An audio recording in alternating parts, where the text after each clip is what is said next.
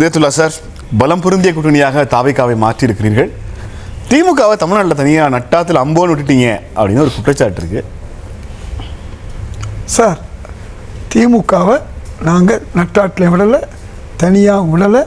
அவர்கள் தான் தேர்தலுக்கு பிறகு நாங்கள் தனி இருக்கை எங்களுக்கு வேணும் பாராளுமன்றத்தில் அப்படின்னு சொன்னாங்க. இந்தியா கூட்டணியில் இல்லைன்னு சொன்னது அவங்க தான். ஆனால் இன்னும் சொல்லப்போனால் வேறு யாரும் இந்தியா கூட்டணியில் போயிடக்கூடாதுங்கிறதுக்காண்டி பல முயற்சி எடுத்தாங்க. அது மட்டும் இல்லாமல் டெல்லிக்கு போய் தமிழ்நாட்டில் இந்த போஸ்டர் கலாச்சாரம் ஒன்று இருக்கு இல்லையா, அதை போய் அங்கே அவங்க செயல்படுத்தினாங்க.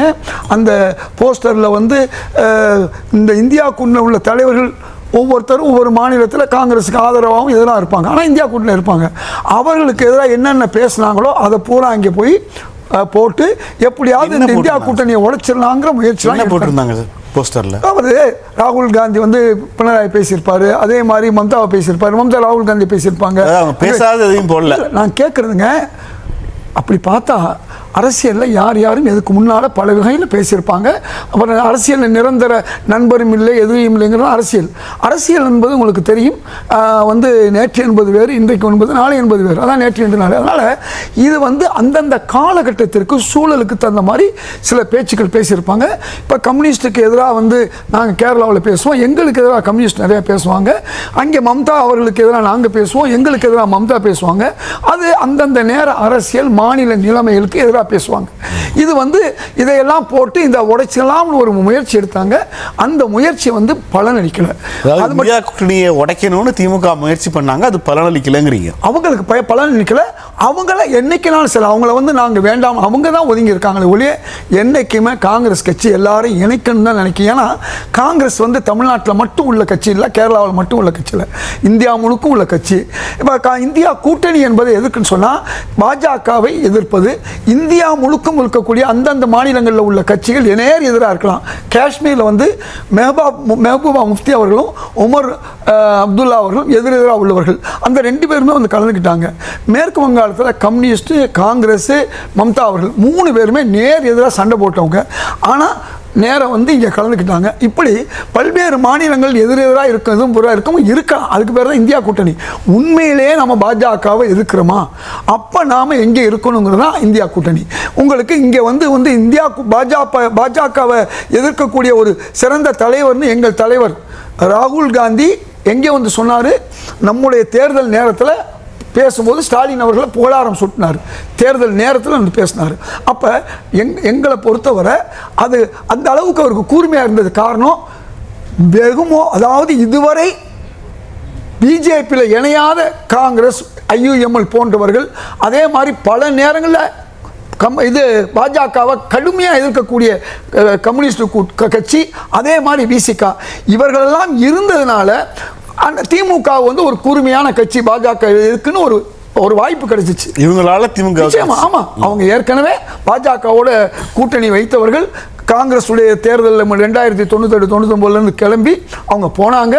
அங்கிருந்து அவர்களை அங்கே போய் உங்களுக்கு மந்திரி பதவியெல்லாம் இருந்த பிறகு 2003 அந்த குஜராத் ப்ராப்ளம்லாம் வந்த பிறகு பாஜக தோற்கும்னு தெரிஞ்ச பிறகு அவர்களை விட்டுட்டு, நான் முதல்ல குத்தன்னு சொல்ல மாட்டேன், அவங்களுக்கு துரோகம் பண்ணலாம் நான் சொல்ல மாட்டேன், அந்த விஷயம் எங்களுக்கு கிடையாது. அரசியலில் யாரும் எங்கேயும் போகலாம், தேர்தலுக்கு தான் கூட்டணி.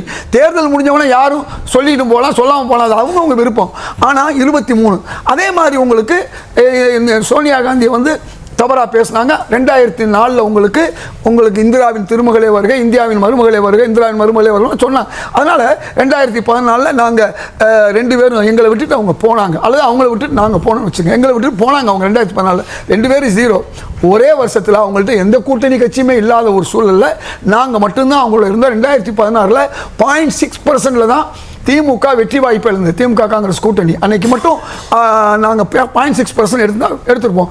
காரணம், இந்த மக்கள் நல கூட்டணின்னு ஒரு கூட்டணி உங்களுக்கு நன்றாக தெரியும். விசிக, தேமுதிக, மதிமுக, கம்யூனிஸ்ட் கட்சிகள் எல்லாம் ஒன்றிணைந்து ஒரு கட்சி பண்ணாங்க. அப்போ கூட நாங்கள் அவங்க கூட இருந்தோம்.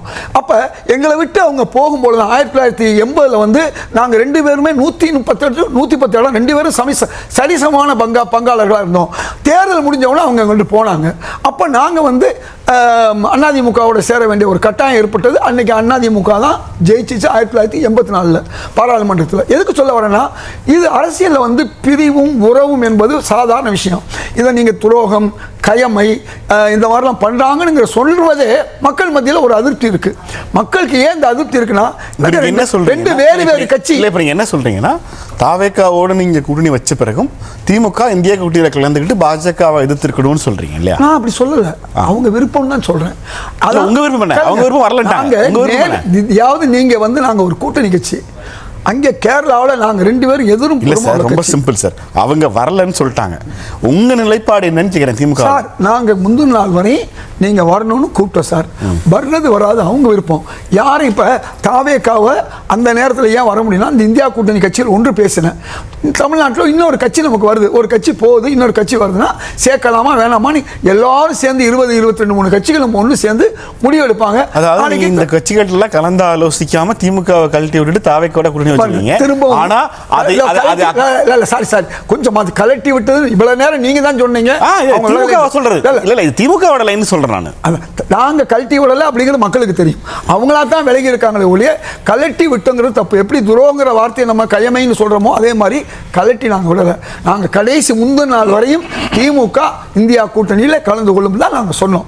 இன்னைக்கு எங்களுக்கு வந்து என்னென்ன அரசியல் உங்களுக்கு நீங்க கழட்டி விட்டதுங்கிறது இந்தியா கூட்டணி சொல்லல, தாவேக்காவோட கூட்டணி அமைச்சரை சொன்னது சார். அதுவும் நாங்கள் என்ன சொல்கிறேன், நாங்கள் கலந்து போனோன்னு வச்சுங்க, நாங்கள் என்ன கழட்டி விட்டோம்னு சொல்கிறீங்க. அப்படி பார்த்தா விசிகா, முஸ்லீம் லீக், கம்யூனிஸ்ட் எல்லாமே கழட்டி எல்லாமே, அதாவது ரோல் மாடல். அப்போ அவங்களுக்கு சொந்த புத்தியிலே நீங்கள் சொல்றீங்களா? கம்யூனிஸ்ட் கட்சிக்கோ நீங்க போற காங்கிரஸ் இருக்கிற கூட்டணி தான் மதச்சார்பற்ற கூட்டணி, காங்கிரஸ் இருக்கிற கூட்டணி தான் இந்தியா கூட்டணி, காங்கிரஸ் இருக்கிற கூட்டணி தான் பாஜகவை ஜெயிக்க வைக்கிற கூட்டணி. காங்கிரஸ் தாவேக்காவோட போயிடும், மற்றவங்க எல்லாம் திமுகவோட இருக்குன்னு சொல்ல வரீங்களா? அப்ப நீங்களே என்ன சொல்றீங்க? அப்படி நீங்க சொல்றீங்க, நான் சொல்லல சார். இதுக்கு முன்னாடி கழட்டி விட்டது நான் சொல்லல சார், அது திமுகவோடது. இப்ப சொன்னது நான் சொல்லல சார், அது காங்கிரஸ் சொல்றது. நாங்க வந்து கழட்டி விடலை நாங்க சொல்றோம். நாங்க இன்னும் பல கட்சிகள் இந்தியா கூட்டணிக்கு வரணும்னு விரும்புறோம். யாரெல்லாம் உண்மையா பிஜேபிக்கு எதிராக இருக்காங்களோ, பிஜேபி திமுக என்ன பண்ணணும்னு நீங்க எதிர்பார்க்கறீங்க? நாங்க என்ன சார், அவங்க இந்தியா கூட்டணியில் இருந்தா இன்னைக்கு அவங்க பிஜேபிக்கு எதிரான கட்சிம்பாங்க. இல்ல சார், இன்னைக்கு ஆதரவா பேசல சார். இப்போ இந்தியா கூட்டணியில் திமுக வர்றாங்கன்னு வச்சுக்கோமே, உங்க அழைப்பு கேட்டு திரும்ப வராங்க பாஜக எதிர்க்கணும். 2029 எப்படி சார் தொகுதி பிரிப்பீங்க? ஒவ்வொரு தேர்தலையும் இல்ல சும்மா சொல்லுங்க, உங்களுக்கு வரலாறு சொன்னேன். 2014 ஒரே நாள். எனக்கு அந்த கதை வேணாம் சார். 2029 திமுக இந்தியா கூட்டணியில் இருந்ததுன்னா யார் தலைமையில கூட்டணி எப்படி தொகுதி பிரிப்பீங்க? அதைத்தான் சொல்றேன். திமுகவோட பல முறை இருந்திருக்கும், அதிமுகவோட பல முறை இருந்திருக்கும். அது மாதிரி சார், அதுதான் சொல்ல வர்றேன். நாளைக்கு யார் யாரோட இருப்போங்கிறது அன்னைக்கு தான் உங்களுடைய. நீங்க ஒரு பாயிண்ட் வைக்கிறீங்க, இந்தியா கூட்டணிக்கு திமுக வரணும், நாங்க இந்தியா கூட்டணியில திமுக விளக்கல. கரெக்ட், திமுக இந்தியா கூட்டணி வந்துட்டாங்க. பாஜகவை எதிர்க்கிறதுக்கு காங்கிரஸ் இருக்கிற மதசார்பற்ற கட்சிகள் இருக்கிற கூட்டணியில திமுக அங்கம் வகிக்குது. 29 தேர்தலில் உங்க நிலைப்பாடு என்ன? உங்களுக்கு உதாரணம் சொல்றேன். வேல்முருகன் எங்களோட இருந்தார். 29 தேர்தல் கேள்வி கேட்டீங்க, நான் பதில் சொல்லணும். இல்ல பதில் சொல்ல அனுமதிங்க. நீ பதிலே சொல்லாம இருக்கிறது பதில் இல்ல. நான் உதாரணம் சொல்லிட்டு வரேன். வேல்முருகன் திமுக கூட்டணியில் இருந்தார், காங்கிரஸ் ஒன்னா சேர்ந்தா இருந்தோம், அவருக்கு போயிட்டாரு. அப்ப என்ன அர்த்தம்? ஒரு கூட்டணி அமைவது அவங்க விருப்பம் சார். இப்ப 29 என்ன சார்? இன்னைக்கு எந்த வருஷம் சார்? 2026. 3 வருஷத்துல எதுவும் நடக்கலாம். அதனால நீங்க வந்து ஜோசியனை சொல்ல சொல்றீங்க. நீங்க என்ன சொல்லிருக்கணும்? அதிமுக பாஜக ஒரு கூட்டணியாக இருக்கிறது, பாஜகவை வீழ்த்துவதற்கு தேசிய அளவில் இந்தியா கூட்டணி அமைச்சிருக்கோம். இந்தியா கூட்டணி தமிழ்நாட்டில் காங்கிரஸ் தலைமையில தாவேகா, இடதுசாரிகள், விசிகா, ஐஎம் எல்லாம் இருக்கும். இந்த கூட்டணிக்கு திமுக வரணும்னு நீங்க கூப்பிட மாட்டேங்கிறீங்க சார்? அதான் திரும்ப நாங்க கூப்பிட்டோம், அவங்க தான் விலகுனாங்க. அவங்க தான் நாங்க கலந்துக்க மாட்டோம். காங்கிரஸ் இருக்க கூட்டணியில வர மாட்டோம்னு சொன்னது அவங்க சார். ஏன் நீங்க வந்து உண்மைக்கு மாறா நீங்க எப்பவுமே பேசிட்டு இருக்கீங்க? நான் கேட்கிற கேள்வி, நீங்க என்னை பேச விட மாட்டேங்கிறீங்க. என்ன சொல்ல வர்றேன் பாருங்க. முதல்ல 6 நிமிஷங்கள் நீங்க பேசுறீங்க, அடுத்த 2 நிமிஷங்கள் திரும்பவும் நான் சொல்றது, 2029 என்ன திமுக முடிவெடுக்கும், என்ன காங்கிரஸ் முடிவெடுக்கணும், நீங்களும் நானும் முடிவெடுக்க முடியாது. அப்புறம் எப்படி சார் இந்தியா கூட்டணி கூப்பிடுறீங்க? நாங்க கூப்பிடலாம் சொல்றேங்க. கூப்பிடவும் இல்ல. நாங்க திரும்ப சொல்றேன், ராஜஸ்தான்ல கம்யூனிஸ்டும் காங்கிரஸும் ஒண்ணா. எனக்கு புரியுது சார் நீங்க சொல்றது. அவங்க நிலைப்பாட்டை திமுக எடுத்துக்கிறோம் நீங்க எதிர்பார்க்கறீங்க. நான் எதிர்பார்க்கல சார். அவங்க வந்தாலும் வர்றதும் அவங்க முடிவு சார். நன்றி, நன்றி. நான் தொடர்ந்து பேசலாம். திரும்ப உங்களுக்கு சொல்றது ஒரு கட்சியுடைய தனிப்பட்ட முடிவு. அது துரோகமோ கயமையோ அல்லது முதுகுக்கு சொல்வதோ எக்ஸ்ட்ரா லக்கேஜ்லாம் சொல்ல முடியாது. அப்படி இல்ல சார், ஒவ்வொரு நிகழ்வுக்கும் காலம் ஒரு பாடத்தை கற்றுக் கொடுத்தே தீரும். இது துரோகம்னா அது துரோகம் தான், இது ஈகைனா அது ஈகை தான், இது இரக்கம்னா அது இரக்கம் தான். இந்த பேரை வைக்காதீங்க நம்ம சொல்ல முடியாது.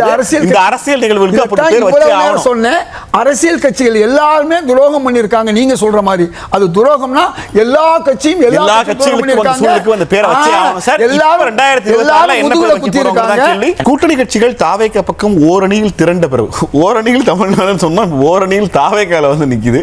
திமுகவினுடைய அரசியல் எதிர்காலம் என்ன? திமுக ஆட்சி காலத்தில் பல போராட்டங்கள் கம்யூனிஸ்ட் கட்சிகள் காங்கிரஸ்கள் பண்ணியிருக்காங்க. என் தலைமையிலேயே சிறைவாசியில் விடுதலைக்காக சர்வகட்சி இன்னைக்கு இருக்கக்கூடிய டிசிகாலிருந்து மதிமுகலேருந்து எல்லாமே போராடணும். பிறகு விடுதலை கழித்தது பரவல் கொடுத்தாங்க. அதே மாதிரி வந்து இன்னைக்கு நடந்த போராட்டத்தில் எங்களுடைய கட்சியை சார்ந்தவர் போய் கமிஷனர் சமீரன்ட்ட பேசி சரி செய்திருக்காரு.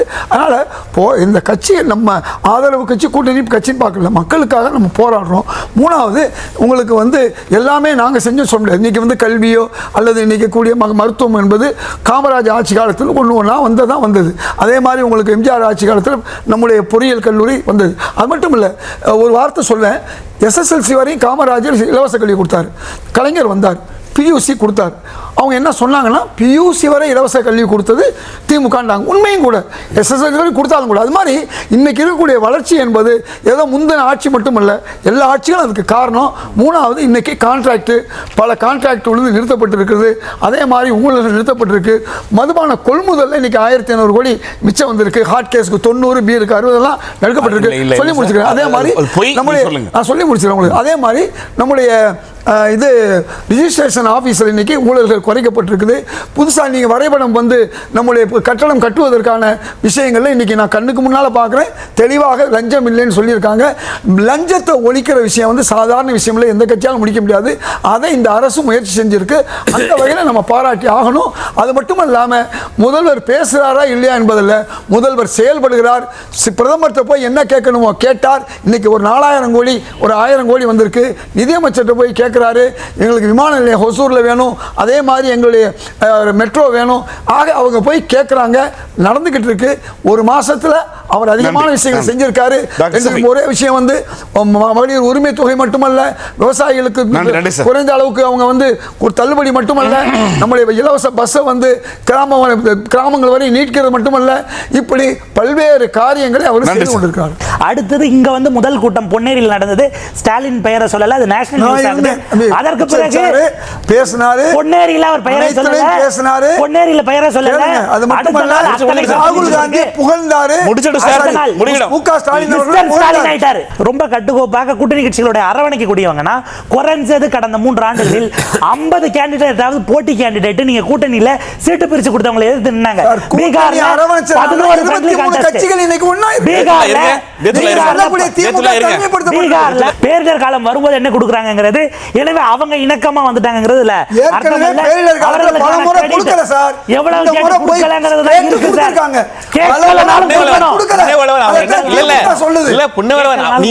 புரியுது. அவர் இதயத்துல என்ன சொல்றாருன்னா, வழக்கமா கொடுக்க வேண்டியதை பாஜக கொடுக்காது. தாவேகாவிலிருந்து விஜய் போனோடனே ஐயோ விஜய் வந்துட்டாரே அப்படின்னு 1000 திமுக ஆட்சியில் 1300 கோடியாக திமுக. இரண்டாவது, இன்றைக்கு மாலை பிரதமரை பார்த்து விட்டார். மேகதாது விவகாரத்துக்கு அப்பீல் கொடுத்திருக்கார். நாளைக்கு CR பாட்டீல் மத்திய நீர்வளத்துறை அமைச்சரை பார்க்கிறாரு. நீங்க நினைச்சிருந்தா நீங்க அம்மையார் சோனியா காந்தி அவர்களையும் ராகுல் காந்தி அவர்களையும் பார்ப்பதற்கு 3 மணி நேரத்துக்கு முன்னாடி உங்களை பார்க்கறாரு. அவரும் டெல்லியில இருக்கார். கூப்பிட்டு வச்சு உங்களால பேசிக்க முடியுமா? சோனியா காந்தி இல்ல போக கூடாது. மக்கள் பாருங்க சார், இருங்க, சொல்ல வரதே வேற. பக்கத்து கட்டுரைக்கு செஞ்சோட கடன் தீர்க்க புண்ணை வளவன் இங்க பேசிட்டு இருக்காரு. கைமாறு பேச்சு பேசிட்டு இருக்காரு. இது தேர்தலுக்கு முந்தி கொடுத்தது. கர்நாடக கவர்மெண்டினுடைய அட்டூழியத்தை தமிழ்நாடு முதலமைச்சர் எதிர்க்கும் போது கேபினெட்ல இருக்கக்கூடிய காங்கிரஸினுடைய குரல் என்னவாக இருக்கும்ங்கறது தமிழ்நாட்டு காங்கிரஸ் சார் இன்னைக்கு அவர் நீர்வளத்துறை அமைச்சர் அவரையும் பார்த்துட்டாரு. நீதிமன்றத்துக்கு போயிருக்காங்க சார். கர்நாடக காங்கிரஸ் தமிழ்நாட்டுக்கு எதிராக சும்மா இந்த சீட்டு குடிக்கிற வேலைய வேண்டாம். இல்ல பத்திரிகையாளர் நிலைப்பாடு என்னன்னா இல்ல முத்திரைகள் கூட சொல்லிட்டோம். முத்திரைகளுக்கு வருத்தப்படல. நாங்க தமிழ்நாடு அது வேற ஒண்ணு. அதெல்லாம் கேக்குறீங்க, அமைதியா கேக்குறீங்க. அது என்ன நியாயத்தை பேசுறாரு? ஆதரவு தெரிவிக்கிறாரு. என்ன மாதிரி ஒரு ஊடகவியலாளர் நான் அவர் பேச அனுமதி